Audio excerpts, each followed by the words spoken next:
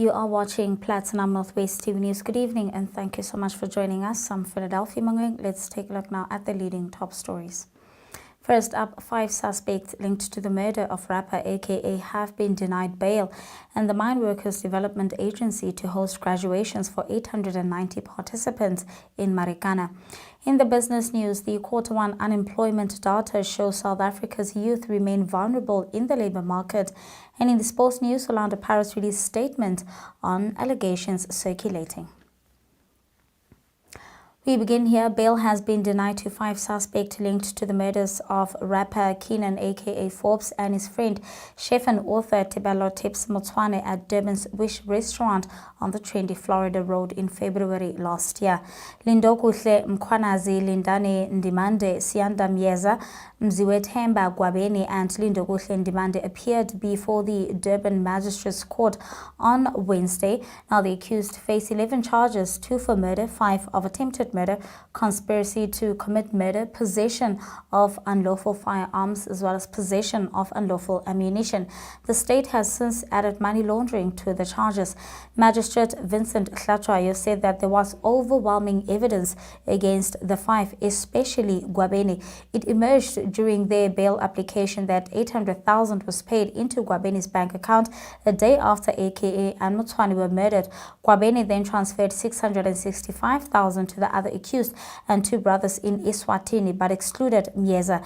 During previous court appearances, senior state prosecutor Lawrence Gaba maintained Gwabeni, that alleged mastermind in the murder has failed to show the distribution of money paid into his bank account was for legitimate reasons. In other news, over 890 participants are set to graduate from the Mineworkers Development Agency, that's the MDA Social Employment Program, a landmark initiative designed to uplift the local community through skills development and economic empowerment. This graduation ceremony is scheduled for Friday 10 a.m. at the Marikana Community Hall. Participants have been trained in critical sectors such as poultry management, early childhood development, and carpentry, equipping them with the skills needed to build robust local economies.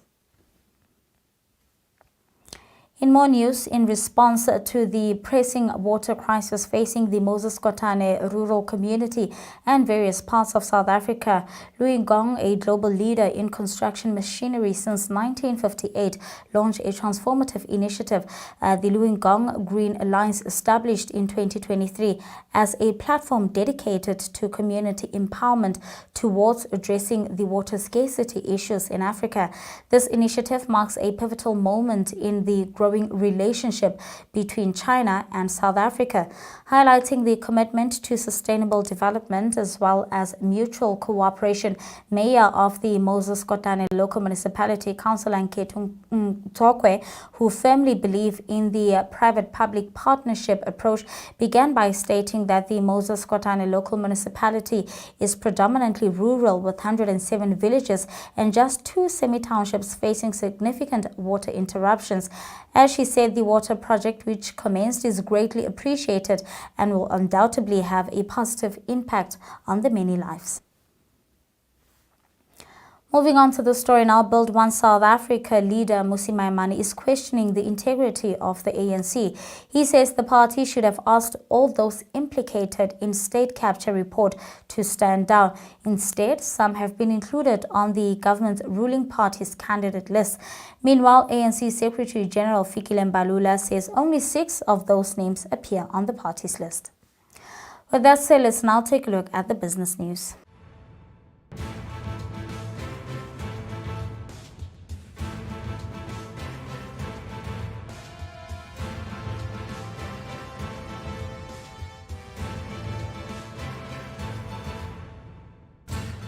In the business news, the latest unemployment data shows that the youth remain vulnerable in South Africa's labour market, with young people accounting for most of the job losses in the first quarter of this year.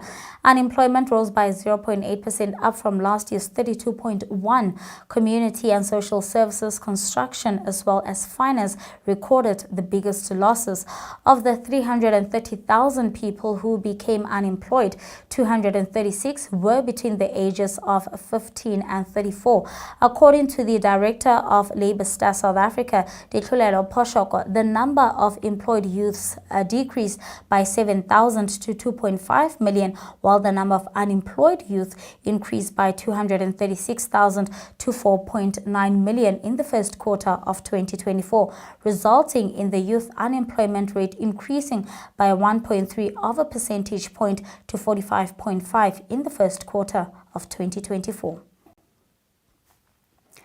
In more business news, Glencore's Rowan vanadium mine near Brits remains shut down. Now, this is due to a dispute between mine owners and the Bakwena Bamokgopa community. Bethany Village residents are demanding more jobs for locals. The community owns a 26% share of the mine, which is controlled by traditional leadership. And that's all from our business news. Up next, we get the latest in the sports.